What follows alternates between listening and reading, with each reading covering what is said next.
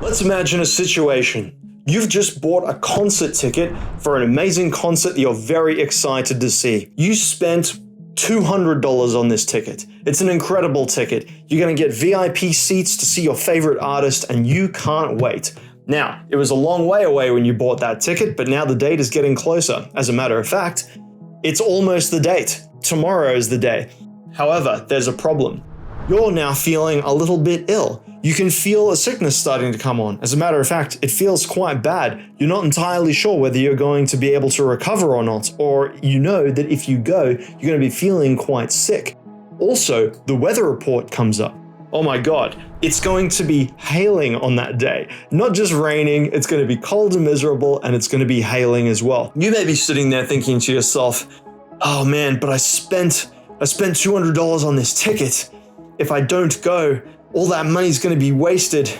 And you're sitting there and you're looking at the ticket and you're like, but it's my favorite artist. I can't not go. Otherwise, the wasted money on this ticket, it's too painful. You keep looking at it and you're thinking, oh God, no, I have to go. I have to push through the pain. It's going to be a great experience. I'm going to be so sick afterwards. I'm going to be so exhausted. I'm going to be so cold. I'm going to be destroyed for work. I might not be able to get that promotion. You go to the concert anyway, even though you know that you shouldn't have gone. Now, the question is, are those costs that you incurred by fucking up your career and fucking up your health equivalent to $200? Would you have spent $200 to avoid fucking yourself up? These are the questions that circle around the entire psychological principle and the study of the sunk cost fallacy. Yes, we explored this in the lesson previously on psychology, but this is such an important principle in investing and trading that we need to revisit it again. Most people make this mistake when they first start out. This is one of those lessons that if you can get past it very soon, it will actually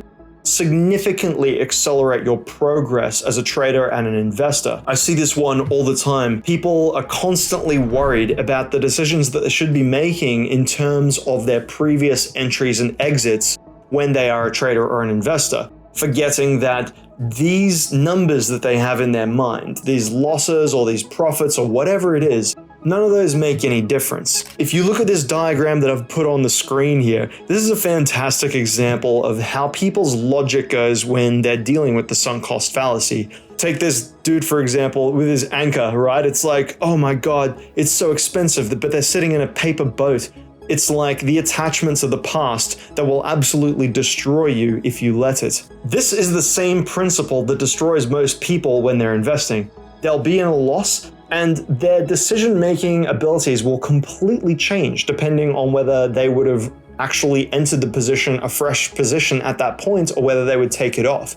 People's decision-making abilities, or more so their rationality, shouldn't be changing as a function of their profit or loss. The profit or loss is actually a backwards-looking measurement. The only thing that matters actually is the analysis of the position and whether or not you would be expecting it to continue going in your favor in the next period or not.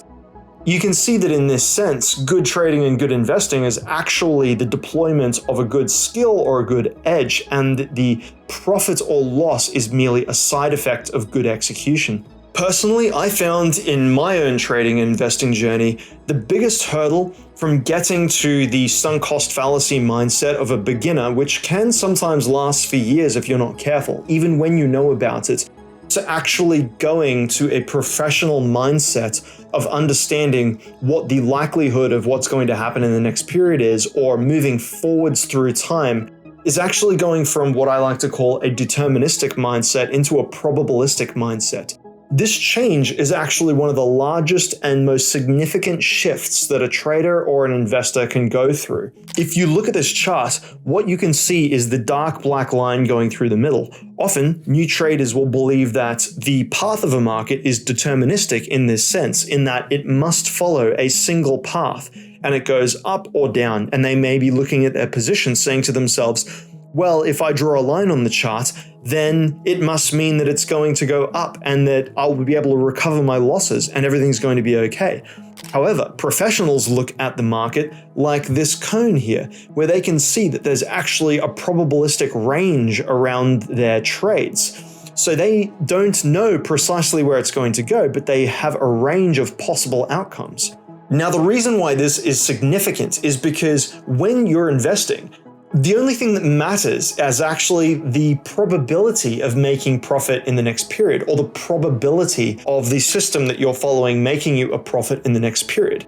If all up until the current moment you were placing random trades, and say you come into this university, but everywhere before that, you were just going long or short, buying and selling a whole bunch of random shit, and then you suddenly come into the university and we say now, okay, now is time to start investing professionally, so place the signals and then move forwards from here. You'll be saying to yourself, but all of my positions over here, they're still in a loss. Oh my God, I'm still attached to them.